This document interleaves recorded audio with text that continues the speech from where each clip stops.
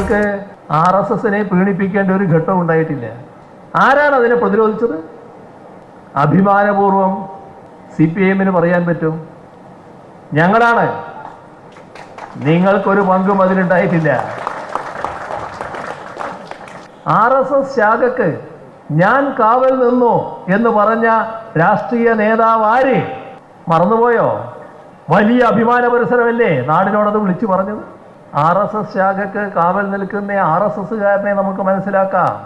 എന്നാൽ ഇത് കോൺഗ്രസ് നേതാവാണല്ലോ. എന്തേ സൗകര്യപൂർവം അത് മറക്കുന്നത്? ഞങ്ങളെ RSS ബന്ധം ഏതെങ്കിലും തരത്തിൽ ആരോപിച്ച് നാടിൻ്റെ മുന്നിൽ ഇതാ RSSന്റെ ബന്ധക്കാരെ വഹിക്കുന്നു എന്നൊരു ചിത്രം ഉണ്ടാക്കാമെന്ന് ഒരു വ്യാമോഹം വേണ്ട. ഞങ്ങളത് തികഞ്ഞ അവജ്ഞയോടെ തള്ളിക്കളയാണ്. ഈ കാര്യത്തിൽ ഞങ്ങളുടെ ജീവിതവും പ്രവർത്തനവും എല്ലാം സുതാര്യമായിട്ടുള്ളതാണ്. വിട്ടുവീഴ്ചയില്ലാതെ വർഗീയതയ്ക്കെതിരെ പോരാടിയ ചരിത്രമാണ്.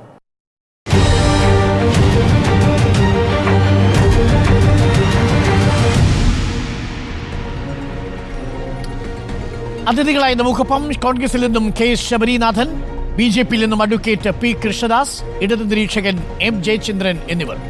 ആദ്യം K ശബരീനാഥൻ, താങ്കൾ പ്രസംഗം മുഴുവനായി കേട്ടോ എന്ന് എനിക്കറിയില്ല. പക്ഷേ ആ പ്രസംഗത്തിനൊരു ഭാഗത്ത് വളരെ വ്യക്തമായി പറയുന്നു, ADGPയുമായി RSSുമായുള്ള കൂടിക്കാഴ്ചയെ തുടർന്ന് പ്രതിപക്ഷം ഉയർത്തിവിട്ട ആരോപണങ്ങൾ, തെരുവിൽ നിങ്ങൾ നടത്തിയ സമരങ്ങൾ, ഇതെല്ലാം തികഞ്ഞ അവജ്ഞതയോടെ തള്ളിക്കളയുകയാണ് മുഖ്യമന്ത്രി. മറുപടിയായോ ശ്രീ K ശബരീനാഥൻ? ഇല്ല, ഞാൻ പൂർണ്ണമായിട്ട് അദ്ദേഹത്തിന്റെ പ്രസംഗം കേട്ടില്ല. പക്ഷെ ഇന്ന് എനിക്ക് തോന്നുന്നു CPMകാർ മാത്രമുള്ള തിരുവനന്തപുരത്തെ കോവളം നിയോജകമണ്ഡലത്തിലെ കാഞ്ഞിരംകുളം ഏരിയ കമ്മിറ്റി ഓഫീസിന്റെ ഉദ്ഘാടനത്തിനാണെന്ന് തോന്നുന്നു ബഹുമാനപ്പെട്ട മുഖ്യമന്ത്രി ആ പ്രസംഗം നടത്തിയത്. അദ്ദേഹം അവജ്ഞയോടെ പുച്ഛിച്ചു തള്ളുന്നു പറയുമ്പോൾ അതേ കോവളം നിയോജകമണ്ഡലം അടങ്ങുന്ന തിരുവനന്തപുരം ജില്ലയിലും കേരളത്തിലെ എല്ലാ ലോക്സഭാ സീറ്റുകളിലും ഇടതുപക്ഷത്തിനെ അവജ്ഞയോടെ കേരളത്തിലെ ജനങ്ങൾ പുച്ഛിച്ചു തള്ളിയ ഒരവസരത്തിലാണ് അദ്ദേഹം ഈ പ്രസംഗം നടത്തിയത്. എനിക്ക് ആകെ ഒരു വിഷമമുള്ളത്, ഈ കാഞ്ഞിരംകുളം ഏരിയ കമ്മിറ്റി ഇരിക്കുന്ന കോവളം അസംബ്ലിയിൽ തന്നെയാണ് ഏകദേശം ഒരു വർഷത്തിന് മുമ്പ് അദ്ദേഹത്തിന്റെ വലങ്കയായിട്ടുള്ള ADGP MR അജിത് കുമാർ കോവളത്തുള്ള ലീല പാലസിൽ പോയി റാം മാധവിനെ കണ്ടത്. റാം മാധവിനെ ശ്രീ MR അജിത് കുമാർ കണ്ടപ്പോൾ കൂടെ കണ്ട ആളുകൾ ആരാണെന്ന് പറഞ്ഞാൽ കേരളം ഞെട്ടും എന്ന് പ്രതിപക്ഷ നേതാവ് പറഞ്ഞിരിക്കുകയാണ്. അപ്പോൾ ഏത് തരത്തിലുള്ള സൂചനയാണെന്ന് നിങ്ങൾക്ക് മനസ്സിലാകുന്നുണ്ടല്ലോ. അപ്പോൾ ഞാൻ പറഞ്ഞു വരുന്നത്, ഈ ഒരു ഏരിയ കമ്മിറ്റി ഓഫീസിന്റെ ഉദ്ഘാടനത്തിൽ കമ്മ്യൂണിസ്റ്റുകാർ മാത്രം എന്തും കേട്ട് കൈയടിക്കുന്ന പാവപ്പെട്ട കുറെ സഖാക്കളല്ലാതെ ഒരു പ്രസ് കോൺഫറൻസിന് മുന്നിൽ വന്ന് ഈ ചോദ്യങ്ങൾക്ക് മറുപടി പറയാനുള്ള ഒരു താൽക്കാലിക ബുദ്ധിമുട്ട് മുഖ്യമന്ത്രിക്കുള്ളത് കൊണ്ട് അദ്ദേഹം പഴയ കാര്യങ്ങൾ തന്നെ പറയുകയാണ്. ഓൾ ഇന്ത്യ റേഡിയോയിൽ നമ്മൾ കേൾക്കുന്നത് പോലെ 1960 കാര്യം, 75 കാര്യം, 77 കാര്യം, 80 കാര്യം ഒക്കെ പറഞ്ഞുകൊണ്ട് ഒരു നീണ്ട പ്രസംഗം നടത്തുന്നതല്ലാതെ ഇപ്പോൾ കേരള സമൂഹം ചർച്ച ചെയ്യുന്ന ഡോക്ടർ അരുൺ അടക്കമുള്ള ആളുകൾ എല്ലാ ചാനലുകളും കഴിഞ്ഞ ഒരാഴ്ചയായി ചർച്ച ചെയ്യുന്ന പ്രസക്തമായിട്ടുള്ള വിഷയങ്ങൾക്ക് അദ്ദേഹം മറുപടി പറഞ്ഞിട്ടില്ല. കേരളത്തിന്റെ രാഷ്ട്രീയ സാഹചര്യത്തെ അടുത്ത കാലങ്ങൾ ചർച്ച ചെയ്ത ഏറ്റവും പ്രധാനപ്പെട്ട 3-4 വിഷയങ്ങളുണ്ട്. ഇന്ന് ഹേവ കമ്മിറ്റിയുടെ വിഷയത്തിൽ മുഖ്യമന്ത്രിയുടെ തലക്കിട്ടും സർക്കാരിന്റെ തലക്കിട്ടും ഒരു കൊടുത്തിരിക്കുകയാണ് ബഹുമാനപ്പെട്ട ഹൈക്കോടതി. ഒരു ഒഫൻസ് നടന്ന ഒരു റിപ്പോർട്ട് നടത്തി 4 വർഷമായിട്ടും FIR പോലും വിടാതെ കളിച്ചു നടക്കുന്ന സർക്കാരിനെതിരെ രൂക്ഷമായിട്ടുള്ള ഭാഷയിലാണ് ഹൈക്കോടതി ഡിവിഷൻ ബെഞ്ച് പരാമർശിച്ചത്.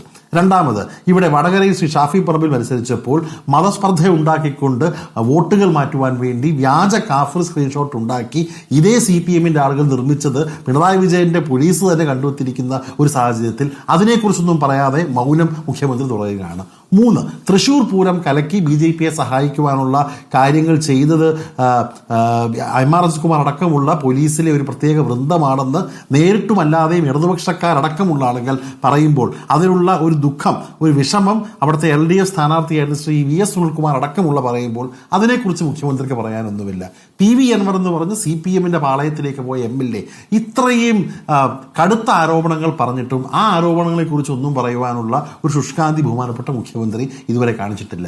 എല്ലാം കഴിഞ്ഞ് അദ്ദേഹത്തിന്റെ ഏറ്റവും അടുത്തയാൾ ശ്രീ MR അജിത് കുമാർ കണ്ടത് റാം മാധവിനെ മാത്രമല്ല, തിരുവനന്തപുരത്ത് വെച്ച് റാം മാധവിനെ കണ്ടു, തൃശ്ശൂർ വെച്ച് ഹൊസ്ബോലെ കണ്ടു. അപ്പോൾ BJPയുടെ RSSന്റെ ടോപ്പ് ബ്രാസിനെ ടോപ്പ് ബ്രാസ്, ദ ക്രീം അല cream, top brass of RSS ലീഡർഷിപ്പിനെ അദ്ദേഹത്തിന്റെ വലങ്കയായിട്ടുള്ള ഉദ്യോഗസ്ഥൻ കണ്ടിട്ട് അത് തനിക്ക് റിപ്പോർട്ട് പിറ്റേ ദിവസം ഇന്റലിജൻസ് കൊടുത്തിട്ടും ഒരു മറുപടിയും എടുക്കാതെ പറയുന്ന ആൾ തങ്ങളാണ് RSSനെ കേരളത്തിലും പരാജയപ്പെടുന്നു പറഞ്ഞാൽ അത് ആരും വിശ്വസിക്കാനാ? ഈ നാട്ടിലെ സാധാരണക്കാരുടെ അതായത് ഇന്നിപ്പോൾ മുഖ്യമന്ത്രിയുടേത് ഒരു പ്രസ് കോൺഫറൻസിൽ വിളിച്ച് ചോദ്യങ്ങൾക്ക് മറുപടി പറയുന്നതിന് പകരം കമ്മ്യൂണിസ്റ്റുകാർ മാത്രമുള്ള CPM അംഗങ്ങൾ മാത്രമുള്ള ഒരു ഏരിയ കമ്മിറ്റി യോഗത്തിൽ വെച്ച് ഏകപക്ഷീയമായ ഒരു മൻ കി ബാത്ത് നടത്തുകയായിരുന്നു മുഖ്യമന്ത്രി, അല്ലേ?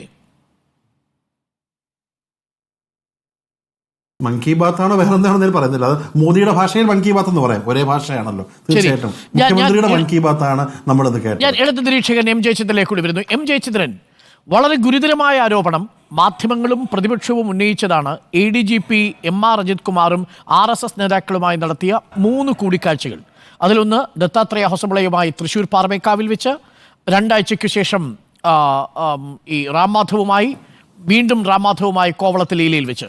ഈ കൂടിക്കാഴ്ചയെക്കുറിച്ചൊന്നും ഒരു വാക്കുപോലും പറയാതെ CPM വർഗീയ ശക്തികളെ എന്നും പ്രതിരോധിച്ച ചരിത്രമേ ഉള്ളൂ എന്ന് ചരിത്രം ആവർത്തിച്ചുകൊണ്ട് മുഖ്യമന്ത്രി ഒരു പ്രസംഗം നടത്തി പിരിയുകയാണ് ചെയ്തത്. യഥാർത്ഥത്തിൽ മറുപടി ഇല്ലാത്തത് കൊണ്ടാണോ ഈ മുഖ്യമന്ത്രി ഇങ്ങനെയൊരു മൻ കി ബാത്ത് പാർട്ടി അണികളുടെ ഒരു മീറ്റിംഗിൽ നടത്തി മടങ്ങിയത്? M. ജയചന്ദ്രൻ.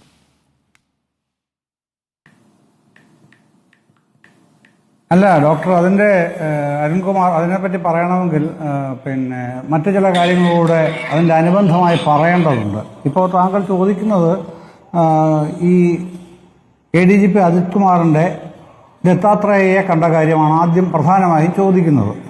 പ്രധാനമായും ഉന്നയിക്കപ്പെടുന്ന അതാണല്ലോ. കണ്ടത് പിന്നെ എല്ലാവർക്കും അറിയുന്നത് പോലെ, ചർച്ച ചെയ്തിട്ടുള്ളത് പോലെ 2023 മെയ് 22-നാണ്. കണ്ടത് VD സതീശൻ കഴിഞ്ഞ ദിവസവും പറഞ്ഞത് മുഖ്യമന്ത്രിയുടെ കേസുകൾ ഇടനിലക്കാരനായിട്ടാണ് ADGP അവിടെ പോയി ഇദ്ദേഹത്തിനെ കണ്ടതും പിന്നീട് ജൂൺ 2-ന് രാംമാധവനെ കോവളത്ത് കണ്ടതും. ഇതാണല്ലോ വാദം. എന്തിനു വേണ്ടിയിട്ടാണ്? മുഖ്യമന്ത്രിയുടെ മകളുടെ പ്രശ്നം, അതിനു വേണ്ടിയിട്ടാണല്ലോ പറയുന്നത്. അപ്പോൾ അത് പരിശോധിക്കണം നമ്മൾ. ഈ ഇൻകം ടാക്സിൻ്റെ ഇൻ്ററിം സെറ്റിൽമെൻറ്റ് ബോർഡിൻ്റെ തീരുമാനം സംബന്ധിച്ച് ഇന്ത്യയിൽ ആദ്യമായി ഒരു മാധ്യമ വാർത്ത വരുന്നത് 2023 ഒക്ടോബർ 9-ന് മലയാള മനോരമയിലാണ്. പ്രത്യേകം ഓർക്കണം, 2023 ഒക്ടോബർ 9 മലയാള മനോരമ 1-ാം പേജിൽ ജോമി തോമസിന്റെ ബൈലൈൻ. അപ്പോൾ ഈ സംഭവം നടക്കുന്നത് 2023 മെയ് 22-നാണ് ADGP ദത്താത്രേയയെ തൃശ്ശൂരിൽ കണ്ടത്. ജൂൺ 2-നാണ് രാംമാധവനെ തിരുവനന്തപുരത്ത് കണ്ടത്. പക്ഷെ വാർത്ത വരുന്നത് എന്നാണ്? ഒക്ടോബർ 9-ന്. ദൂരം എത്രയുണ്ട്? 79 ദിവസത്തെ ദൂരമുണ്ട് ഒക്ടോബർ 9-ലേക്ക്. കാരണം പിന്നീട് വന്ന റിപ്പോർട്ടിൽ വളരെ വ്യക്തമായി പറയുന്നുണ്ട്, CMRL-മായി ബന്ധപ്പെട്ട് ഈ ഇൻകം ടാക്സിന്റെയും SFI ആദ്യഘട്ടത്തിൽ അന്വേഷണം നടത്തുന്നതും ED-യുടെ അന്വേഷണം നടക്കുന്നതും അതിനു മുൻപാണ്. അതായത് പത്രവാർത്ത പുറത്തു വരുന്നത് ഒക്ടോബറിലാണെങ്കിലും ഈ അന്വേഷണമൊക്കെ അതിനു മുൻപേ ആരംഭിച്ചിരുന്നു. 2022-ൽ അന്വേഷണം നടന്നിരുന്നു, 2023-ന്റെ തുടക്കത്തിലും അന്വേഷണം നടന്നിരുന്നു. അപ്പോൾ അന്വേഷണ കാലയളവിൽ തന്നെയാണ് കണ്ടിരിക്കുന്നത് ജയചന്ദ്രൻ. പത്രവാർത്തയെ നമുക്ക് മാത്രം എടുക്കാൻ കഴിയില്ല. അന്വേഷണത്തിന്റെ കാലയളവ് ഈ മീറ്റിംഗിന്റെ കാലയളവുമായി ഒരുമിച്ച് പോകുന്നതാണ്. വേണ്ട, ഞാൻ താങ്കളോട് യോജിക്കുന്നേ. പത്രവാർത്തയുടെ കാലയളവ് കണക്കാക്കണ്ട. എന്നാണ് വിധി പുറപ്പെടുവിച്ചത് എന്നുള്ള കാലയളവാണ് മിനിമം കണക്കാക്കേണ്ടത്. അത് കണക്കാക്കണമല്ലോ. ഇവർ അന്വേഷണം നടത്തിയ കാലയളവല്ലല്ലോ കണക്കാക്കേണ്ടത്. ഈ ഇന്ററിം സെറ്റിൽമെന്റ് ബോർഡിന്റെ വിധി പ്രസ്താവം നടക്കുന്നത് ജൂൺ 12-നാണ് 2023. അതാണ് ഒക്ടോബർ 9-ന് വാർത്തയായിട്ട് മലയാള മനോരമയിൽ ആദ്യം വരുന്നത്. അപ്പൊ ജൂൺ 12-നാണ് ഇത് വിധി പ്രസ്താവം ഉള്ളത്. അത് ആർക്കും അനായാസം നെറ്റിൽ സെർച്ച് ചെയ്ത് ലഭ്യമാക്കാവുന്നതേ ഉള്ളൂ, ആർക്കും അതുണ്ട്. അപ്പോൾ ഇനി ഒക്ടോബറിനോളം വിട്ടുകളയൂ. ജൂൺ 12-ന് വരാൻ പോകുന്ന ഇന്ററിം സെറ്റിൽമെന്റ് ബോർഡിന്റെ വിധിയെ സംബന്ധിച്ച് നേരത്തെ സംസാരിക്കാനാണല്ലേ അപ്പോൾ ADGP അവിടെ ദത്താത്രേയനായിട്ട് ചർച്ച നടത്തിയത്. അതാണോ അടുത്ത പോയിന്റ് പറയാൻ ഉദ്ദേശിക്കുന്നതെങ്കിൽ അങ്ങനെ പറയണം. അപ്പൊ അതൊന്നും നിലനിൽക്കില്ല, കേസേ നിലനിൽക്കില്ല. ഇത്തരം വാദങ്ങൾ, നിരർത്ഥകമായ ഇത്തരം വാദങ്ങൾ നിലനിൽക്കുകയേ ഇല്ല. അതിന് മറുപടി പറഞ്ഞ സമയം കളയേണ്ട ആളല്ല കേരളത്തിന്റെ മുഖ്യമന്ത്രി. അതുകൊണ്ട് തന്നെ അദ്ദേഹത്തിന് നേരമില്ലെന്നേ പറയാൻ വരുന്നില്ല. അർഹിക്കുന്ന അവജ്ഞയോടെ തള്ളിക്കളയുന്നു എന്ന് മുഖ്യമന്ത്രി പറഞ്ഞത് കേരളത്തിന്റെ പൊതുസമൂഹവും പ്രതിപക്ഷവും മാധ്യമങ്ങളും ചർച്ച ചെയ്യുന്ന ADGP ബന്ധത്തെയാണ്. അതിൽ മറുപടി പറയേണ്ടതില്ല മുഖ്യമന്ത്രി എന്നാണോ ശ്രീ ജയചന്ദ്രൻ പറയുന്നത്? അതെ. അല്ല, ഞാനതിന്റെ വിശദീകരണമാണ് എനിക്കറിയാവുന്ന തരത്തിൽ ഞാൻ പറഞ്ഞത്. ഞാൻ മുഖ്യമന്ത്രിക്ക് വേണ്ടി വിശദീകരണം നൽകുകയല്ല, CPM-ന് വേണ്ടി വിശദീകരണം നൽകുകയുമല്ല. എം ജയചന്ദ്രൻ പറയുന്നത് മുഖ്യമന്ത്രിക്ക് വേണ്ടി ADGP കണ്ടിട്ടില്ല, പക്ഷേ ADGP കണ്ട കാര്യം മുഖ്യമന്ത്രി അറിഞ്ഞിട്ടും നടപടി ഉണ്ടാവാത്തതുകൊണ്ട് എന്നതല്ലേ ചോദ്യം? അല്ല, ADGP എന്തിനാണ് ദത്താത്രേയയെ കണ്ടത്, എന്തിനാണ് രാംമാധവനെ കണ്ടത് എന്ന ചോദ്യം DGP ഇപ്പോൾ ചോദിച്ചിട്ടുണ്ടെന്ന് ADGP-യോട് രേഖാമൂലം മറുപടി തരാൻ ആവശ്യപ്പെട്ടിട്ടുണ്ടെന്നേ. അത് വരും.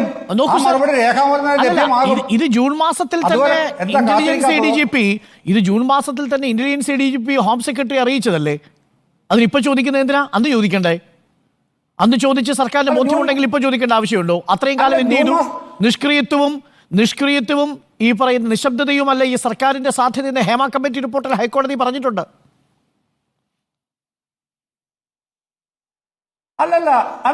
അല്ല, ഹേമ കമ്മിറ്റി റിപ്പോർട്ടിന്റെ കാര്യം അവിടെ നിൽക്കട്ടെ. ഈ വിഷയം ADGP ഇന്റലിജൻസിനെ 2023 മെയ് 23 തന്നെ അറിയിക്കുന്നുണ്ട്.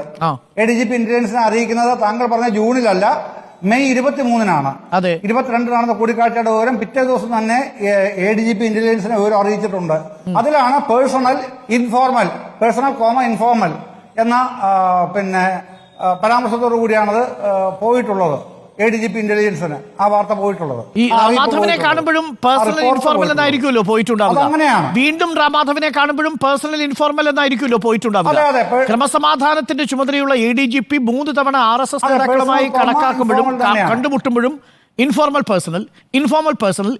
പേഴ്സണൽ അത് വിശ്വസിച്ച് RSS-യുമായി യുദ്ധം ചെയ്യുന്ന, വർഗീയ ശക്തികൾക്കെതിരെ യുദ്ധം ചെയ്യുന്ന CPM-ന്റെ മുഖ്യമന്ത്രി അത് വിശ്വസിച്ചങ്ങിരുന്നു. അങ്ങനെ വേണം കരുതാൻ. അല്ല, മുഖ്യമന്ത്രി അത് വിശ്വസിച്ചിരുന്നോ ഇല്ലയോ എന്നുള്ളത് എനിക്കോ താങ്കൾക്കോ ഈ പാനലിസ്റ്റുകൾക്ക് ആർക്കെങ്കിലുമോ പറയാൻ കഴിയുന്ന കാര്യമല്ല. പക്ഷെ അതാണ് ശ്രീ ജയചന്ദ്രൻ ചോദ്യം. ആ ചോദ്യത്തിന് മുന്നിലാണ് ഇന്ന് മുഖ്യമന്ത്രി പഴയ ചരിത്രമെടുത്ത് CPM-ന് RSS-യുമായി ബന്ധമുണ്ടാക്കേണ്ട ആവശ്യമില്ല. അതിൽ ആർക്കാണ് സംശയം? CPM RSS-യുമായി ബന്ധമുണ്ടാക്കി എന്ന് കേരളത്തിൽ പ്രതിപക്ഷമോ മാധ്യമങ്ങളോ ഒരാൾ ഉന്നയിച്ചിട്ടില്ലെന്ന് മാത്രമല്ല, പാർട്ടി തന്നെ അത് തള്ളിക്കളഞ്ഞിട്ടുണ്ട്. പാർട്ടി സെക്രട്ടറി തന്നെ പറഞ്ഞിരിക്കുന്നത് പാർട്ടിക്ക് ഇതിലൊരു ബന്ധവുമില്ല. പക്ഷെ പാർട്ടി സെക്രട്ടറി പറഞ്ഞത് എന്താ? സർക്കാരാണത് വിശദീകരിക്കേണ്ടത്. അപ്പോൾ മുഖ്യമന്ത്രി ഇക്കാര്യം വിശദീകരിക്കുമെന്ന് നമ്മൾ കരുതി. മുഖ്യമന്ത്രി അത് ചെയ്തില്ല. മുഖ്യമന്ത്രി പാർട്ടിയെ പിടിച്ചാണ് ഈ ചോദ്യത്തിൽ ഇത് രക്ഷപ്പെടാൻ ശ്രമിക്കുന്നത്.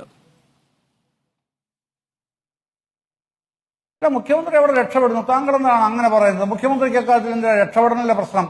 അദ്ദേഹം ആ കാര്യമേ പരാമർശിച്ചില്ലല്ലോ.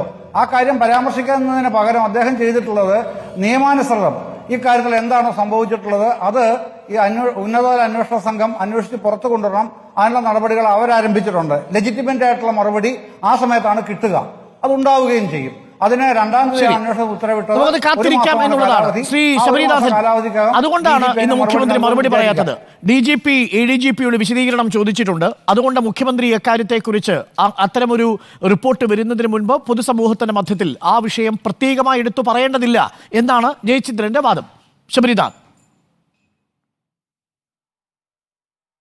ഇല്ല, ആ ഒരു വാദത്തോട് എനിക്ക് അംഗീകരിക്കാൻ കഴിയില്ല. കാരണം എത്രയോ വിഷയങ്ങളെക്കുറിച്ച് സബ്ജുഡീസ് ആയിട്ടുള്ള കാര്യങ്ങളിൽ മറുപടി പറയുന്ന ആളാണ് ബഹുമാനപ്പെട്ട മുഖ്യമന്ത്രി. ഉദാഹരണത്തിന് എത്രയോ ശബരിമല വിഷയം നടന്നപ്പോൾ കേസിനൊക്കെ വരുന്നതിന് മുമ്പ് തന്നെ മുഖ്യമന്ത്രി അഭിപ്രായം പറഞ്ഞതില്ലേ? വനിതാ മുതൽ നടത്തിയ ആളല്ലേ? ഞാൻ പറഞ്ഞു വരുന്നത് ഇത് മുഖ്യമന്ത്രിക്ക് ഉത്തരം പറയാൻ ബുദ്ധിമുട്ടുണ്ട്. ആ ബുദ്ധിമുട്ടുള്ളതുകൊണ്ട് തന്നെയാണ് ഞാൻ നേരത്തെ പറഞ്ഞ കാഞ്ഞിരംകുളം ഏരിയ കമ്മിറ്റി അല്ല, കോവളം ഏരിയ കമ്മിറ്റി ഓഫീസിന്റെ ഉദ്ഘാടനത്തിൽ ഏകപക്ഷീയമായിട്ടുള്ള ഒരു ചടങ്ങിൽ അദ്ദേഹം എഴുതി കൊടുത്തൊരു പ്രസംഗം വായിച്ചു കൊണ്ടുപോയത്. ഇപ്പോഴും കേരള സാക്ഷിയുടെ മുന്നിൽ നിൽക്കുന്ന പ്രധാനപ്പെട്ട ചോദ്യങ്ങൾക്ക് മറുപടി നൽകാൻ മുഖ്യമന്ത്രി ബാധ്യസ്ഥനാണ്.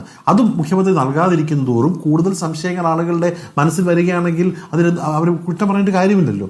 കാരണം എന്തുമാത്രം ഈ പറഞ്ഞ ഒരു ADGP ആണ് മുഖ്യമന്ത്രിയുടെ ചുറ്റുമുള്ള ഉദ്യോഗസ്ഥ വൃന്ദം. ആ നേരത്തെ മുഖ്യമന്ത്രിയുടെ സ്പെഷ്യൽ സെക്രട്ടറി ആയിട്ടവേ ഇപ്പോൾ ഈ കാണുന്ന ADGP ആകട്ടെ, അൺബ്രൈഡൽ പവർ ഉണ്ടായിരുന്ന എല്ലാ അധികാരങ്ങളും കൊടുത്തിരുന്ന ഒരു ADGP എന്ന് മാത്രമല്ല ആ ADGP ഇതുവരെ മാറ്റാത്തതിലുള്ള ഒരു അമർഷം പാർട്ടിക്കകത്തുണ്ടെന്ന് വരെയുള്ള വാർത്തകൾ വരുന്നു. അപ്പോൾ അഭിപ്രായം പാർട്ടിക്കകത്തോ അകത്തോ പുറത്തോ പറയുന്നതിന് പകരം അതൊന്ന് ഒഴിഞ്ഞു മാറുന്നതും പഴയ കഥകൾ പറയുന്നതുമൊക്കെ തെറ്റായിട്ടുള്ള പഴയ കഥകൾ പറയുന്നത് അത് വിഷയം ഡൈവേർട്ട് ചെയ്യാനാണ്.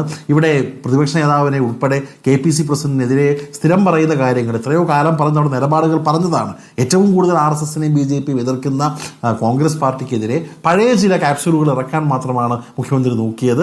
ഇവിടെ ഈ പറഞ്ഞ VD സതീശൻ പോയ പ്രോഗ്രാം ആകട്ടെ, K സുധാകരന്റെ സ്റ്റേറ്റ്മെന്റ് ആകട്ടെ, ഇതൊക്കെ ഔട്ട് ഓഫ് കോണ്ടെക്സ്റ്റ് എടുത്തിട്ടുള്ളതാണ്. VD സതീശൻ പോയ അതേ പ്രോഗ്രാമിൽ തന്നെ അതിന് 10 ദിവസം മുമ്പ് തിരുവനന്തപുരത്ത് ശ്രീ അച്യുതാനന്ദൻ പോയിട്ടുണ്ട്. K സുധാകരൻ പറഞ്ഞ ആ കോണ്ടെക്സ്റ്റ് എന്താണ്, ഗോപികൃഷ്ണനായിട്ട് ഇന്റർവ്യൂവിനുള്ള പൂർണ്ണമായിട്ട് രൂപം എന്താണെന്നുള്ളത് എല്ലാവർക്കും അറിയാവുന്ന കാര്യമാണ്. അപ്പൊ അതൊക്കെ എടുത്ത് പറയുന്ന ഒരു മോശപ്പെട്ട രാഷ്ട്രീയം ഈ ചാനൽ ചർച്ചയ്ക്കോ അല്ലെങ്കിൽ പ്രസംഗങ്ങൾക്കോ മുഖ്യമന്ത്രിയുടെ പുതിയ വേദിയിൽ അവതരിപ്പിക്കുക മാത്രമായിരുന്നു എന്നാണ് ഈ നമ്മൾ ഉയർത്തിക്കൊണ്ടിരിക്കുന്ന ചോദ്യങ്ങൾക്കുള്ള ഉത്തരം നൽകാതെ മുഖ്യമന്ത്രി പഴയ ക്യാപ്സ്യൂളിന്റെ മറവിൽ രക്ഷപ്പെട്ടിരിക്കുന്നുവെന്നാണ്. അഡ്വക്കേറ്റ് പി കൃഷ്ണദാസ് BJP പ്രതിനിധിയോട് നമുക്കൊപ്പം ചർച്ചയിലുണ്ട്. ഒരു ചെറിയ ഇടവേളയ്ക്ക് ശേഷം ADGP RSS നേതാക്കളുമായുള്ള കൂടിക്കാഴ്ചയെക്കുറിച്ച് ഒരു അക്ഷരം പോലും മിണ്ടാതെ, ഒരു വാക്കുപോലും ഉരിയാടാതെ മുഖ്യമന്ത്രി ഇന്ന് CPM-ന്റെയും ഇടതുപക്ഷത്തിന്റെയും വർഗീയ വിരുദ്ധ രാഷ്ട്രീയ ചരിത്രത്തെ ഓർമ്മിപ്പിച്ചാണ് പ്രസംഗിച്ചത്.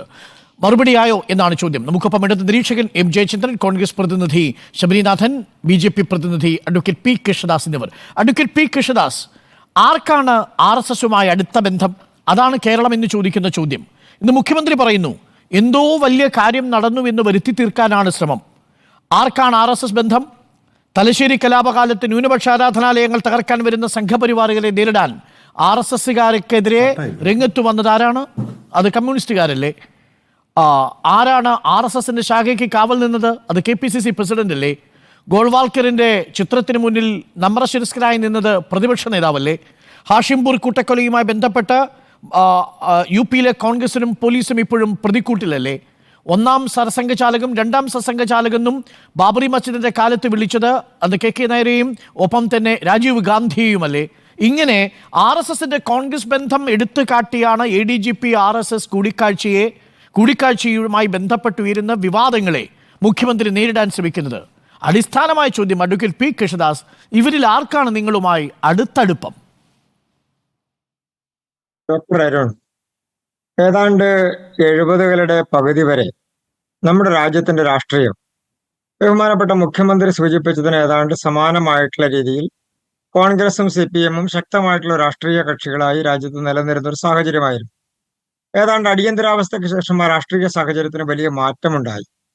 RSSുമായി ആർക്കാണ് ബന്ധം, BJP-യുമായി ആർക്കാണ് ബന്ധം, ജനസംഘവുമായി ആർക്കാണ് ബന്ധം എന്നെല്ലാം ബഹുമാനപ്പെട്ട മുഖ്യമന്ത്രി ചോദിക്കുകയും പ്രതിപക്ഷ നേതാവ് അതിനെ ഒരു വിഷയമായി ഉയർത്തിക്കൊണ്ടുവരാൻ ശ്രമിക്കുകയും ചെയ്ത രാഷ്ട്രീയ സാഹചര്യം ഏതാണ് ഡോക്ടർ അരുൺ? നമ്മുടെ കേരളത്തിൽ ഇടതുപക്ഷവുമായി ബന്ധപ്പെട്ടുകൊണ്ട് ഈ സർക്കാരുമായി ബന്ധപ്പെട്ടുകൊണ്ട് നടന്നുകൊണ്ടിരിക്കുന്ന ADGP ഉൾപ്പെട്ടിട്ടുള്ള പോലീസ് ഉദ്യോഗസ്ഥന്മാർ ഉൾപ്പെട്ടിട്ടുള്ള ആഭ്യന്തര വകുപ്പിന്റെ കെടുകാര്യസ്ഥതയുമായി ബന്ധപ്പെട്ടുകൊണ്ടുള്ള ശ്രീമാൻ PV അൻവർ നിങ്ങളുടെ ചാനൽ ഉൾപ്പെടെയുള്ള പ്രധാനപ്പെട്ട ചാനലുകളോട് പറഞ്ഞിട്ടുള്ള വെളിപ്പെടുത്തലുകൾ, അതിനെ തുടർന്ന് കേരളത്തിൽ ചർച്ച ഉയർന്നു വന്നിട്ടുള്ള സാഹചര്യം, ആഭ്യന്തര വകുപ്പ് പൂർണ്ണ പരാജയമാണ് എന്ന് ശ്രീ അൻവർ തന്നെ പറയുന്ന സാഹചര്യം, മുഖ്യമന്ത്രി വീട്ടിൽ നിന്ന് വന്ന് മുഖ്യമന്ത്രിയായ ആളല്ലോ എന്ന് പറയുന്ന സാഹചര്യം. അപ്പൊ CPM-നെ വളരെ പ്രതിരോധത്തിലാക്കുകയും അതോടൊപ്പം തന്നെ ഒരു സ്വതന്ത്ര MLA ആയി നിൽക്കുന്ന ശ്രീമാൻ PV അൻവറും അതുപോലെ തന്നെ ശ്രീ KT ജലീലും അടക്കമുള്ള ആളുകൾ അവർ ഉയർത്തിക്കൊണ്ടുവന്നിട്ടുള്ള ഇടതുപക്ഷവുമായി ബന്ധപ്പെട്ടുകൊണ്ടുള്ള പ്രധാനപ്പെട്ട ആശയപരവും അവരുടെ ഭരണപരവുമായിട്ടുള്ള വിഷയങ്ങൾ, ആ വിഷയങ്ങളെ അതിൽ നിന്ന് മാറ്റിവിടാൻ പ്രതിപക്ഷ നേതാവ് കുറച്ചൊന്നുമല്ല മുഖ്യമന്ത്രിയെ സഹായിച്ചിട്ടുള്ളത്. ഇത് മുഖ്യമന്ത്രിയും പ്രതിപക്ഷ നേതാവ് അവർ എത്ര സുഹൃത്തുക്കളാണ്, എത്രയോ കാലങ്ങളായ സുഹൃത്തുക്കളാണ്. അവരുടെ രാഷ്ട്രീയം എന്താണ്? പാലക്കാടിനപ്പുറത്തേക്ക്, കാസർഗോഡിനപ്പുറത്തേക്ക്, കന്യാകുമാരി ഭാഗത്തേക്ക് കടന്നാൽ, കേരളത്തിന് പുറത്തുള്ള ഏതെങ്കിലും ഒരു ജില്ലയിലേക്ക് കടന്നാൽ കോൺഗ്രസിന്റെയും ഇടതുപക്ഷത്തിന്റെയും രാഷ്ട്രീയം എന്താണ്? വയനാട്ടിൽ രാഹുൽ ഗാന്ധി മത്സരിക്കാൻ വരുമ്പോൾ അങ്ങോട്ടും ഇങ്ങോട്ടും പോരടിക്കുന്ന ആളുകൾ ഡൽഹിയിൽ ചെന്നാൽ എങ്ങനെയാണ് ഇരിക്കുന്നത്? ഇവരുടെ ഇന്ത്യ മുന്നണിയിൽ കേരളത്തിന് പുറത്ത് കക്ഷികളാണ്. പക്ഷെ അഡ്വക്കേറ്റ് പി കൃഷ്ണദാസ്, കോൺഗ്രസ് അല്ലേ ഇപ്പോൾ തെരുവിൽ രക്തം ചിന്തുന്നത്? കോൺഗ്രസ് അല്ലേ ഈ PV അൻവറിന്റെ വാക്കുകളിലെ തുടർന്നുണ്ടാവുന്ന വിവാദങ്ങളെ ഏറ്റുപിടിച്ച് പൊതുസമൂഹത്തിന്റെ മധ്യത്തിൽ സമരം കത്തിക്കുന്നത്? നിങ്ങളെ കാണാനില്ലല്ലോ ചിത്രത്തിൽ. യുവമോർച്ച 1-2 സ്ഥലങ്ങളിൽ മാത്രം പേരിന് വന്നു പോയി എന്നൊഴിച്ചു നിർത്തിയാൽ BJP ഇല്ലല്ലോ പ്രതിരോധത്തിന് തെരുവിൽ. അരുൺകുമാർ, ഈ വിഷയവുമായി ബന്ധപ്പെട്ടുകൊണ്ട് ആരാ പ്രതിരോധത്തിലായിരിക്കുന്നത്? ബഹുമാനപ്പെട്ട മുഖ്യമന്ത്രിയുടെ പാർട്ടിയെ സഹായിക്കുന്ന അവരുടെ തന്നെ സ്വതന്ത്ര MLA ആയിട്ടുള്ള ഒരാൾ ഒരു വിഷയം ഉയർത്തുന്നു. പാർട്ടിക്കകത്തും പുറത്തും നടക്കുന്ന ചർച്ചകളുമായി ബന്ധപ്പെട്ടുകൊണ്ട് ഉയർത്തുന്ന രാഷ്ട്രീയ വിഷയങ്ങൾ, അവരുടെ സംഘടനാപരമായ വിഷയങ്ങൾ, മുന്നണിയുമായി ബന്ധപ്പെട്ടുള്ള വിഷയങ്ങൾ, അതിന്റെ കണ്ടുകൊണ്ട് കയ്യും കെട്ടിയിരിക്കുന്നു BJP. നിങ്ങൾ ഗാലറിയിൽ ഇരുന്ന് കളി കാണുകയാണ്. പ്രതിപക്ഷം അങ്ങനല്ല. അബിൻ വർക്കി തലക്കടിയേറ്റാണ് ഇന്നലെ ഈ ചർച്ചയിൽ പങ്കെടുത്തത്. അവിടെ യൂത്ത് കോൺഗ്രസും KPCC നേതാക്കളുമെല്ലാം ഒന്നൊഴിയാതെ സമരത്തിന്റെ പാതയിലാണ്. BJPയെ കാണാനില്ല. ആഭ്യന്തരം പരാജയമാണ് എന്ന് ഇടതുപക്ഷത്തെ ഒരു MLA പറയുമ്പോൾ എന്തുകൊണ്ടാണ് BJP സമരരംഗത്തേക്ക് ഇറങ്ങാത്തത്? അതാണ് പ്രതിപക്ഷത്തിന് സംശയം കൂട്ടുന്നത്. കാരണം ഇതിന്റെ ഒരു ഭാഗത്ത് നിങ്ങളാണ്. കൂടിക്കാഴ്ചയ്ക്ക് വന്നത് RSSുമായിട്ടാണ്. അവിടെയാണ് അങ്ങനെ ഒരു പാലം തീർത്തിട്ടുണ്ടോ ADGP വഴി എന്ന ചോദ്യമുണ്ടാവുന്നത്. Advocate P. കൃഷ്ണദാസ്, ഞാൻ ഉയർത്തിയ വിഷയമല്ല അരുൺ ഉയർത്തുന്ന വിഷയം. യൂത്ത് കോൺഗ്രസ്സുകാർ സമരം ചെയ്തിട്ടുണ്ട്, നേരത്തെയും ചെയ്തിട്ടുണ്ടല്ലോ. യുവമോർച്ചയുടെ ഇന്നലത്തെ സമരം അങ്ങ് കണ്ടതല്ലേ. അപ്പൊ കേരളത്തിലൊരു വിഷയം ഉണ്ടാകുമ്പോൾ അതിൽ പ്രതിപക്ഷ യുവജന സംഘടനകളാണെങ്കിലും വിദ്യാർത്ഥി സംഘടനകളാണെങ്കിലും പ്രതിപക്ഷ പാർട്ടികളാണെങ്കിലും സമരരംഗത്ത് വരുന്നുണ്ട്. BJP എത്രയോ സമരങ്ങൾ നടത്തിയിട്ടുണ്ട് കേരളത്തിൽ.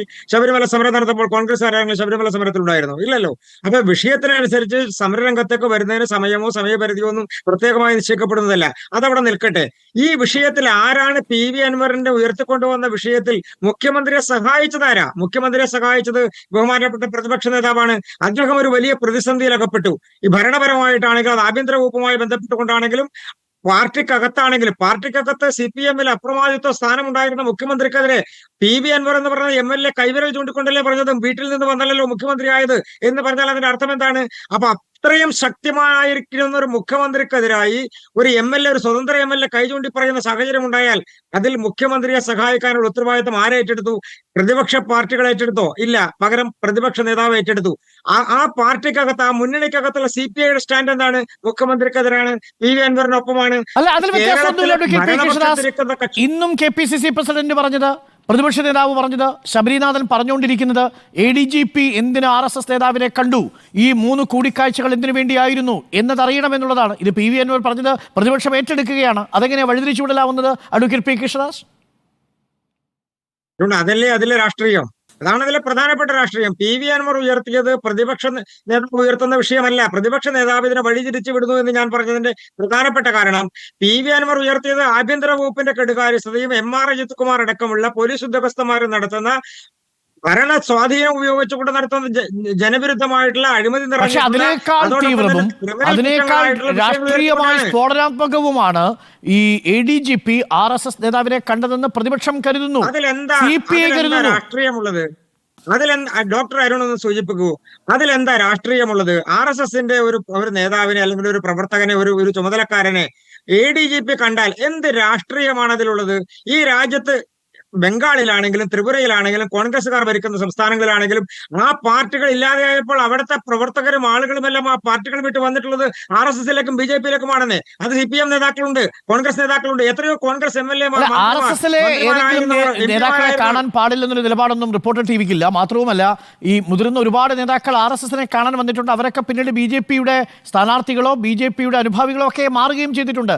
അങ്ങനെ ക്രമസമാധാന ചുമതല ഉള്ള ഒരു ADGP RSSന്റെ നേതാവിനെ 1 അല്ല 2 അല്ല 3 തവണ ഒരു വർഷത്തിനിടയിൽ കാണുന്നു, 6 മാസത്തിനുള്ളിൽ കാണുന്നു. അതെന്തിനു വേണ്ടിയാണെന്ന് പ്രതിപക്ഷം ചോദിക്കും. അതിൽ അവരുടെ രാഷ്ട്രീയ ചോദ്യമല്ലേ? നമ്മളത് തള്ളിക്കളയണോ? ഞാനൊന്ന് തിരിച്ചു ചോദിക്കട്ടെ അരുൺ. ഇതേ MR അജിത് കുമാർ UDFന്റെ ഭരണകാലഘട്ടങ്ങളിൽ, ഇപ്പോൾ LDFന്റെ ഭരണകാലഘട്ടത്തിൽ എത്ര കോൺഗ്രസ് നേതാക്കന്മാരെ കണ്ടിട്ടുണ്ട്? ആരെല്ലാമായി ബന്ധപ്പെട്ടിട്ടുണ്ട്? അദ്ദേഹത്തിന്റെ രേഖകൾ പരിശോധിക്കണ്ടേ? RSSുമായി CPM-ഉം ഇടതുപക്ഷവും പിന്തുടരുന്ന രാഷ്ട്രീയ പ്രത്യയശാസ്ത്ര വ്യത്യാസവും കോൺഗ്രസും CPM-ഉം തമ്മിലുള്ള രാഷ്ട്രീയ വ്യത്യാസവും രണ്ടും രണ്ടാണ്. അത് നമുക്ക് രണ്ടുപേർക്കും അറിയാമല്ലോ, പ്രേക്ഷകർക്കും അറിയാം. ഞാൻ അങ്ങയിലേക്ക് തിരിച്ചു വരാം. M. ജയചന്ദ്രൻ, ഇടത് നിരീക്ഷകൻ കൂടി നമുക്കൊപ്പമുണ്ട്. ഇന്ന് PV അൻവർ ഉയർത്തിയ ആരോപണങ്ങൾക്കും മുഖ്യമന്ത്രി മറുപടി പറഞ്ഞില്ല. അതാണൊരു സംശയം. നേരത്തെ ശബരിനാഥ് സൂചിപ്പിച്ചതുപോലെ ഇതൊരു ഏകപക്ഷീയമായ ഒരു സദസ്സിൽ മുഖ്യമന്ത്രി പഴയ ചരിത്രം ഓർമ്മിപ്പിച്ച്, പഴയ ക്യാപ്സ്യൂൾ ഓർമ്മിപ്പിച്ച് PV അൻവർ ഉയർത്തിയ വിവാദങ്ങളോ പ്രതിപക്ഷം ഉയർത്തുന്ന ചോദ്യങ്ങളോ സംശയങ്ങൾക്കോ മറുപടി നൽകാതെ മാറിപ്പോവുകയായിരുന്നു, രക്ഷപ്പെട്ടു പോവുകയായിരുന്നു എന്ന് തന്നെയാണ് ആ വാക്ക് ഉപയോഗിക്കുന്നത്. കാരണം പത്രസമ്മേളനത്തിലാണെങ്കിൽ ഈ ചോദ്യം ചോദിക്കും, ADGP RSS നേതാവിനെ കണ്ടോ? RSS നേതാവിനെ കണ്ട വിവരം താങ്കൾക്കറിയാമായിരുന്നോ? താങ്കൾ അതിൽ എന്ത് നടപടിയെടുത്തു? ഈ ചോദ്യം ഭയക്കുന്നുണ്ടോ മുഖ്യമന്ത്രി എന്നതാണ് ചോദ്യം. ശ്രീ ജയചന്ദ്രൻ.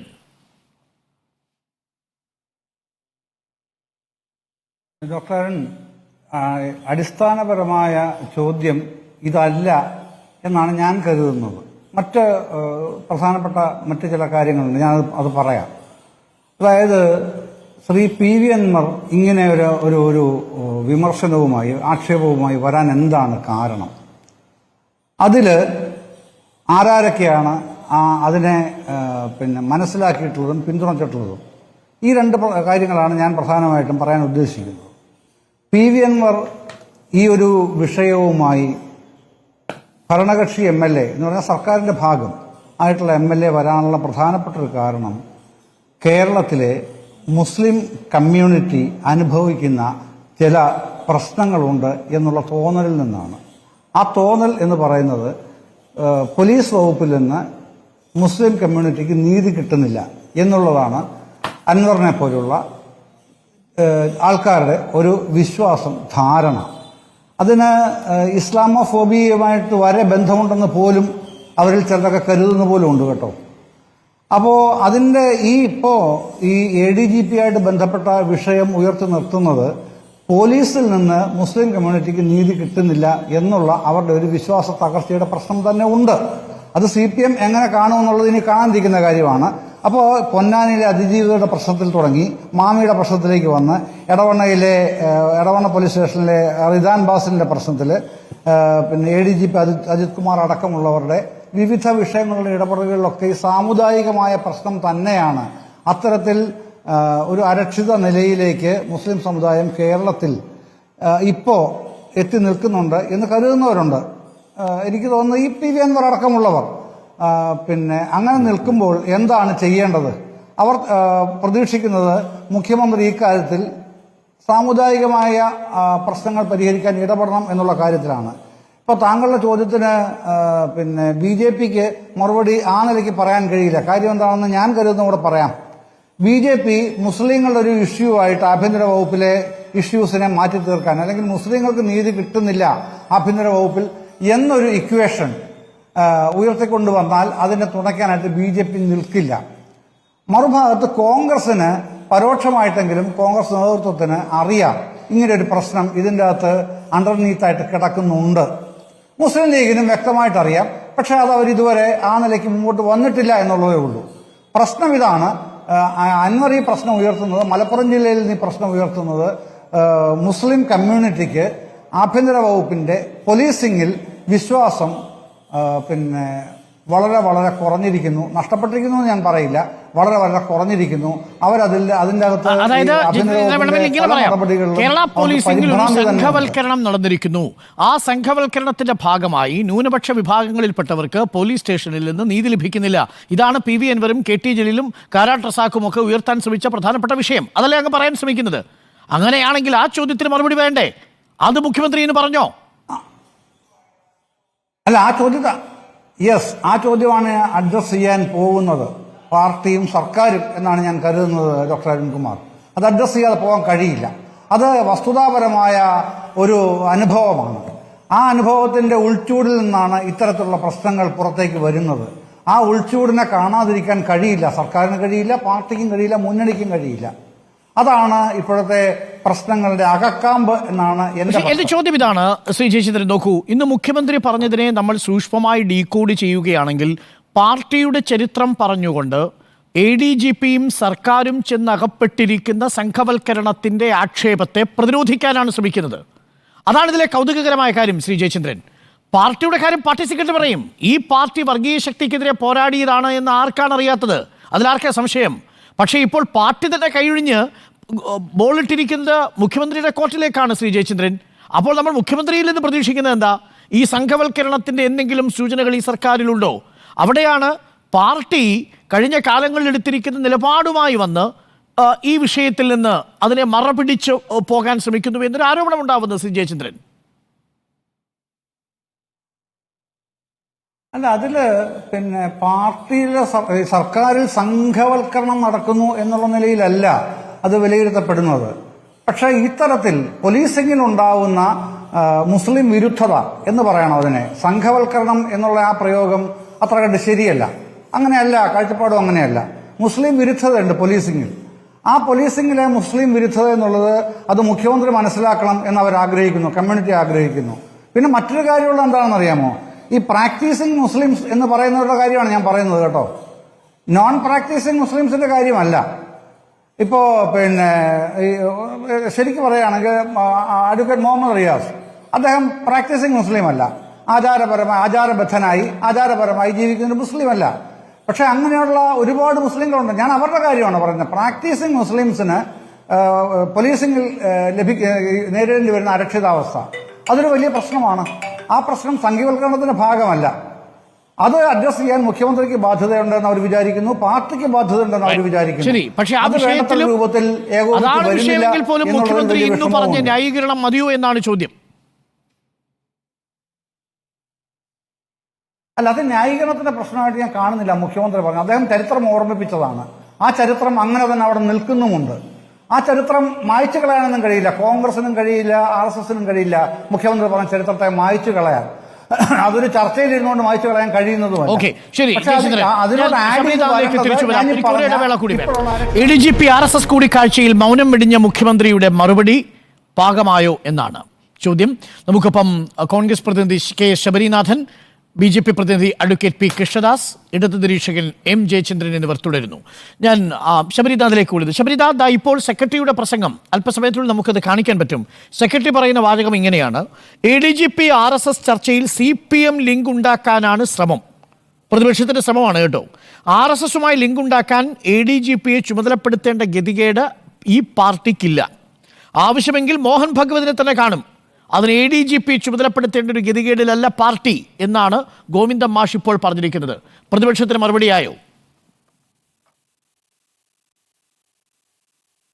ഇല്ല, അപ്പോൾ അതിന്റെ ഒരർത്ഥം എന്തായാലും മോഹൻ ഭഗവതിനെ ഇവർ കാണുന്നുണ്ടെന്നുള്ളത് തന്നെയാണല്ലോ. അപ്പൊ അത്രയും ഒരു കോൺഫിഡൻസ് എന്തായാലും ഇവിടെ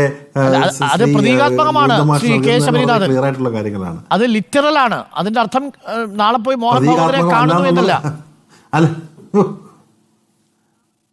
അല്ല, ലിറ്ററൽ അല്ലല്ലോ. ലിറ്ററൽ അല്ല എന്നുള്ളത് കഴിഞ്ഞ സമീപകാലത്തെ രാഷ്ട്രീയവും കഴിഞ്ഞ കാലത്തെ ചില പ്രത്യേക കാര്യങ്ങൾ മനസ്സിലാക്കാൻ ലിറ്ററൽ അല്ല, അത് ആക്ച്വലായി ഫാക്ച്വലായി നടന്നതാണെന്നുള്ള പല സംശയങ്ങളാണോ നമുക്കുള്ളത്. പൊതുസമൂഹത്തിന് ഫാക്ച്വലായിട്ടുള്ള സംശയങ്ങളുണ്ടല്ലോ.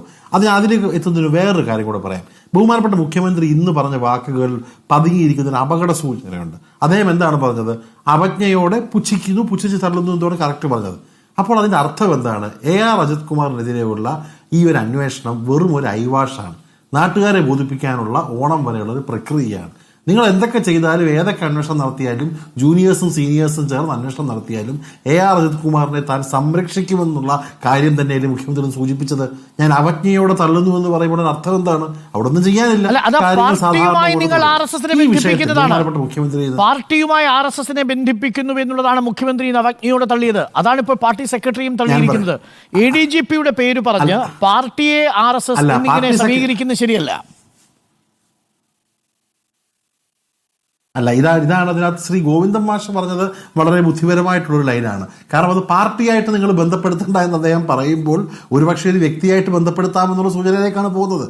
നമ്മളിത് മനസ്സിലാക്കേണ്ടത് ഈ പറഞ്ഞ MR അജിത് കുമാറിന്റെ വിഷയമടക്കമുള്ള കാര്യങ്ങൾ പറഞ്ഞത് ഒരു CPM MLA ആണല്ലോ. PV അൻവർ നിലമ്പൂരിലെ MLA ആണല്ലോ. ഈ വിഷയങ്ങൾ തുടങ്ങുന്നത് അവിടെ നിന്നാണല്ലോ. അപ്പോൾ ഇത് മനസ്സിലാക്കേണ്ടത് ഇന്ന് കേരളത്തിന്റെ മുഖ്യമന്ത്രി ഒരുപക്ഷെ പാർട്ടിയിലേക്ക് ചാരി ഈ വിഷയത്തിൽ പാർട്ടിക്കും RSSുമായി ബന്ധമില്ല എന്നുള്ള ഒരു ഐഡിയോളജിക്കൽ കാര്യം പറഞ്ഞ് ഒരു സംരക്ഷണം നേടുന്നതായിരിക്കാം. ഇവിടെ ചോദ്യങ്ങൾ വരുന്നത് CPM എന്ന പാർട്ടിയേക്കാൾ കൂടുതൽ, ചോദ്യങ്ങൾ പോകുന്നത് പാർട്ടി സെക്രട്ടറി ഗോവിന്ദൻ മാഷിനേക്കാൾ കൂടുതൽ, ചോദ്യങ്ങൾ വരുന്നത് LDF കൺവീനർ. നേരത്തെ ജയചന്ദ്രൻ സൂചിപ്പിച്ചൊരു വളരെ പ്രധാനപ്പെട്ട കാര്യമുണ്ട്. കരുവന്നൂരിന്റെ വിഷയം പിന്നീടാണല്ലോ വലിയ ചർച്ചയാവുന്നത്. ഈ ദത്താത്രേയെ പോയി കണ്ടതുകൊണ്ട് കരുവന്നൂരിൻ്റെ വിഷയത്തിൽ എന്തെങ്കിലും നടക്കാതിരുന്നില്ല. മകളുമായിട്ടുള്ള വിഷയം, CMRLുമായി SFIയുടെ പരാതികൾ, ഇതെല്ലാം പിന്നീട് സംഭവിക്കുന്ന കാര്യങ്ങളാണ്. അപ്പോൾ ഇല്ലാത്ത കാര്യത്തിൻ്റെ ഒരു പുകമറ സൃഷ്ടിച്ച് മുഖ്യമന്ത്രിയുടെ ദൂത് പോയോ എന്നാണ് ചോദ്യം. സാധാരണ അങ്ങനെയാണോ? ADGP ഏതെങ്കിലും ഒരു വ്യക്തിപരമായ സന്ദർശനത്തിന് പോയാൽ അദ്ദേഹം ഏതെങ്കിലും ഒരു ക്ലബ്ബിൽ പോയാൽ മുഖ്യമന്ത്രിക്ക് വേണ്ടിയിട്ട് ക്ലബ്ബിൽ പോയി എന്നാണോ? അങ്ങനെ വളരെ നിരുത്തരവാദപരമായ ഒരു സ്റ്റേറ്റ്മെന്റ് പ്രതിപക്ഷത്തിന്റെ ഭാഗത്തുനിന്നുണ്ടാവാൻ പാടുണ്ടോ? അല്ല, ഡോക്ടർ അരുൺ ഇത് ഏതെങ്കിലും ഒരു ADGP ആണെങ്കിൽ നമുക്കിത് മനസ്സിലാക്കാം. പക്ഷേ MR അജിത് കുമാർ ആ പോസ്റ്റിൽ എങ്ങനെ വന്നു? MR അജിത് കുമാറിനായിട്ട് ആരുമായിട്ടാണ് ബന്ധം? MR അജിത് കുമാർ എടുക്കുന്ന ഓരോ തീരുമാനങ്ങളും CMOയിൽ നിന്നുള്ള ഡയറക്റ്റ് അപ്രൂവൽ കിട്ടി. ആ ഒരു റൂട്ട് എങ്ങനെയാണെന്നുള്ളത് ഇവിടുത്തെ സാധാരണ പാറാവുകാരായിട്ടുള്ള പോലീസുകാർക്കറിയാം. കേരളത്തിലെ DYSPമാരുടെ പോസ്റ്റിംഗ് പോലും, ഞാൻ CA വരെ എന്ന സ്റ്റേഷൻ ഹൗസ് ഓഫീസർ എന്ന് പറയുന്നില്ല, DYSP വരെയുള്ള പോസ്റ്റിങ്ങുകൾ തീരുമാനിക്കുന്നത് ഈ പറഞ്ഞ അതേ വ്യക്തിയാണ്. എല്ലാ കാര്യങ്ങളും ഈ പറഞ്ഞ കേസുകളടക്കം ഇവിടെ ഇവിടെയുള്ള യൂത്ത് കോൺഗ്രസ്സുകാർക്കെതിരെ ഏത് വകുപ്പ് ഇടണം, ഏത് ചാർജ് ഇടണം, ഒരു സെക്രട്ടറിയേറ്റ് അടി നടന്നാൽ ഒരാളെ പൂട്ടണമെങ്കിൽ എത്ര ഇത് കൊടുക്കണം, ഏതൊക്കെ ചാർജ് ഫ്രെയിം ചെയ്യുന്നത് തീരുമാനിക്കുന്നത് ഈ ഒരു മനുഷ്യനാണെന്ന് എല്ലാവർക്കും അറിയാം. നേരത്തെ പറഞ്ഞ അൺബ്രൈഡിൽ പവറുള്ള, മുഖ്യമന്ത്രിക്ക് വേണ്ടി എല്ലാം ചെയ്യുന്ന, പാർട്ടിക്ക് വേണ്ടി എല്ലാം ചെയ്യുന്ന ഒരാളായി സർക്കാരിന്റെ ഗുഡ് ബുക്സിലുള്ള ഈ പറഞ്ഞ ADGP in charge of law and order എന്നുള്ളത് പ്രത്യേക ഏറ്റവും കവറ്റഡ് പോസ്റ്റ്. അദ്ദേഹത്തിനേക്കാൾ മുകളിൽ 6 or 8 ഓഫീസേഴ്സ് ഇപ്പോഴും ഫോഴ്സിലുണ്ട്. DGP ആരാണെന്ന് ആൾക്കാർക്ക് അറിയില്ല. പക്ഷേ ഇവിടെ DGPയേക്കാൾ കൂടുതൽ കാര്യങ്ങൾ തിരുവനന്തപുരം നടക്കണമെങ്കിൽ ADGP കാണണമെന്നുള്ളത് ഇവിടുത്തെ നാട്ടിൽ പാട്ടാണ്. അങ്ങനെയുള്ള ഒരാൾ അദ്ദേഹത്തിന്റെ പ്രൊമോഷന് വേണ്ടി DGP ആവാനുള്ള സാധ്യതയ്ക്ക് വേണ്ടി ഒരു പക്ഷേ അദ്ദേഹം ഇത്തരത്തിലുള്ള ബന്ധങ്ങൾ സ്ഥാപിക്കാൻ തീരുമാനിച്ചിട്ടുണ്ടെങ്കിൽ മുഖ്യമന്ത്രി എന്ത് പിഴച്ചു? അല്ല, അങ്ങനെയാണെങ്കിൽ ഒറ്റ കാര്യമേ ഉള്ളൂ. അത് വളരെ ക്ലിയർ ആയിട്ട് കേരളത്തിന്റെ മുഖ്യമന്ത്രിക്ക് പറയാമല്ലോ. അദ്ദേഹം പോയി കണ്ടു, 2 തവണ പോയി റാം മാധവനെ കണ്ടു, ശ്രീ ഓസ്ബോലെ കണ്ടു, അദ്ദേഹത്തിന്റെ പേഴ്സണൽ ആവശ്യത്തിന് കണ്ടു എന്ന് പറഞ്ഞാൽ അതെന്തുകൊണ്ട് മുഖ്യമന്ത്രി പേഴ്സണൽ എന്ന് കുറിച്ചു? ഏതെങ്കിലും മുഖ്യമന്ത്രിയുടെ ADGP എന്റെ പ്രൊമോഷന്റെ കാര്യം സംസാരിക്കാൻ വേണ്ടി പോയതാണെന്ന് പറയുമോ ശ്രീ കെ ശബരിദാസൻ? പേഴ്സണലായ കാര്യം സംസാരിക്കാൻ പോയി എന്നല്ലേ പറയുക? അല്ല, ഇവിടെയാണ് ഡോക്ടർ അരുൺ അതിന്റെ അപകടം. ഇന്നലെ ബഹുമാനപ്പെട്ട പ്രതിപക്ഷ നേതാവ് പറഞ്ഞത് എന്താണ്? രാം മാധവനെ കാണുവാൻ ലീല ബീച്ച് റിസോർട്ടിൽ പോയത് ഒറ്റയ്ക്കല്ല, കൂടെ കണ്ണൂരുള്ള പ്രധാനപ്പെട്ട പൊളിറ്റിക്കൽ ബ്രോക്കർഷിപ്പും ഡീലിങ്സും ഒക്കെ നടത്തുന്ന ഒരു പ്രത്യേക വ്യക്തി, മറ്റൊരു വ്യക്തിയും ഉണ്ടെന്നാണ് പറഞ്ഞത്. അത് ആരാണെന്നുള്ളത് വരും ദിവസങ്ങളിൽ പത്രങ്ങളും റിപ്പോർട്ടർ വളരെ ആവേശത്തോടെ വിഷയം ചർച്ച ചെയ്യുകയാണല്ലോ. റിപ്പോർട്ടറിന് കണ്ടുപിടിച്ചില്ലെങ്കിൽ അത് വരേണ്ട വഴി അത് വന്നോളും. പറഞ്ഞത് ഞങ്ങളും ആ വഴിക്കാണ്. ആരാണ് കാണാനുള്ള ഒരു കൗതുകമുണ്ട്, എല്ലാവർക്കും ഉണ്ട്. അതെ, പക്ഷേ അപ്പോഴും നമ്മൾ പുകമറയിൽ നിർത്താത്തത് കൊണ്ട് പേര് പറയുന്നില്ല എന്ന് മാത്രമേ പലർക്കും ഉണ്ട്. അതെ, ഞാൻ തിരിച്ചു വരാം. അഡ്വക്കേറ്റ് പി കൃഷ്ണദാസ്, ഞാനും ആ സ്റ്റാൻഡ് എടുക്കുന്നു ഇപ്പോൾ.